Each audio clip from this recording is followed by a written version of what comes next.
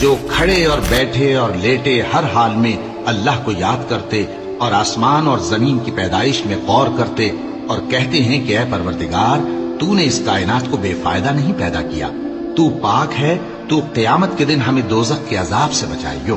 اے پروردگار جس کو تو نے دوزخ میں ڈالا اسے رسوا کیا اور ظالموں کا کوئی مددگار نہیں ہوگا۔ اے پروردگار ہم نے ایک پکارنے والے کو سنا کہ ایمان کے لیے پکار رہا تھا کہ اپنے پروردگار پر ایمان لاؤ، تو ہم ایمان لے آئے۔ سو اے پروردگار ہمارے گناہ معاف فرما اور ہماری برائیوں کو ہم سے دور کر دے اور ہم کو دنیا سے نیک بندوں کے ساتھ اٹھائیو۔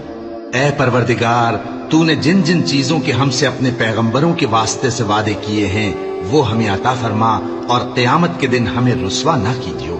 کچھ شک نہیں کہ تو خلاف وعدہ نہیں کرے گا۔ تو ان کے پروردگار نے ان کی دعا قبول کر لی اور فرمایا کہ میں کسی عمل کرنے والے کے عمل کو مرد ہو یا عورت ضائع نہیں کرتا۔